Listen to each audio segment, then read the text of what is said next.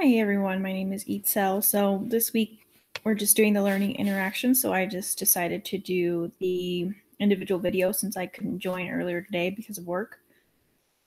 So I will go through some of the questions that I think stood out to me the most from my outline and just how I answered them. So for chapter 3, week 7, chapter 3, the question that probably impacted me the most was, let's see, why is it important to have a clear understanding of your vision and the program goals and objectives for your FLE program before assessing the FLE program? I think it's important to understand the goals and objectives so that the entire presentation has a purpose. If the purpose isn't clear, then people are not going to want to sit at your workshop for 2 to 4 hours over a period of time. One thing that I've learned is that you have to have a takeaway. So there has to be a purpose and a takeaway, meaning that there has to be something that the audience will take from this and actually apply it into their lives so that they see value in it. Because if it's things they already know, or maybe things that don't really question them or challenge them in any way, they are just going to think it's a waste of time. So that's a big thing for me, at least. How can I make sure my presentation has a purpose, not just for one or two people, but really for everyone who's, sacrificing their time with their families, at least children, to come to my workshop. One of the things that I would like to do is, in order to improve the effectiveness of the program, is start out with like a learning objective so that not only are they alert of what they should be learning, but they'll probably kind of connect the dots. So they'll be listening to things for the second time by the time I go into depth. So to make a little bit more sense, start off with lesson 1 and say, okay, these are the points that I want to get across. 1, 2, 3, 4. So then I'll go into really in depth with those, and it won't be the first time they're hearing them. They're gonna be, oh, okay, that was point 1, or lesson 1 that she wanted to get to. And then at the end, I also want to wrap it up and make sure that I can ask questions that let me know if I did a good job at getting those learning objectives across. So I think that also goes back to takeaways. It's easier to have a takeaway if you're challenging them as they're listening to make sure they're listening, because if not, it's really easy to get carried away, distracted, and not really pay attention. So another thing that I liked was, how can I can't remember where it was, but oh yes, how would you approach working with someone who has very different or even contradicting values of your own? I think one thing I've learned is to just do the best that you can to include everyone. So don't categorize or anything just because it can get a little difficult.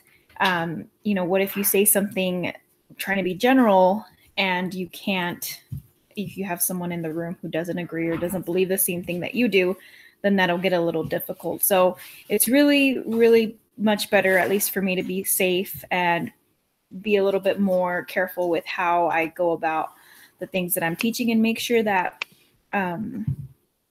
that everything, that my content is relevant to all circumstances, and then be really careful about not imposing my values on anyone else, as people can get very offended if we do that. Let's see. One other thing that I wanted to talk about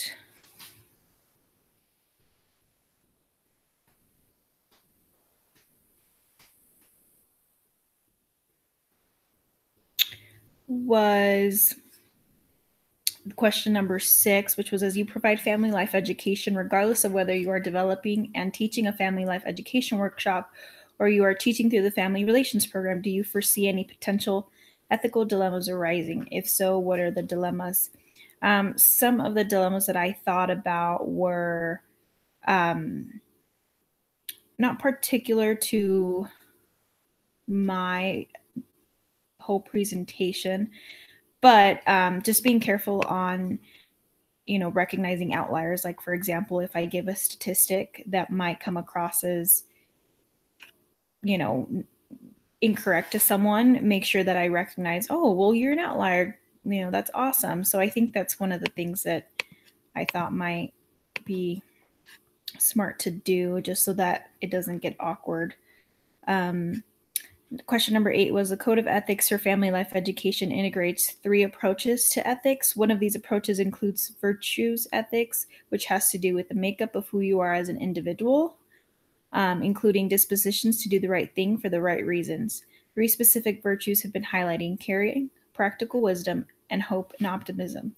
What dispositions, virtues, or qualities do you have that you believe will not only help you be an effective family educator, but also help you maintain a high ethical standard?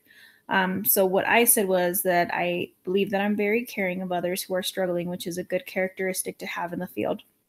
I would also say that practical wisdom, because I can help, I'm good at understanding the character of the people I'm working with and helping. I would also say that I'm optimistic, because oftentimes I've had to help others look at the positive or bright side of things in order to help them focus on something else.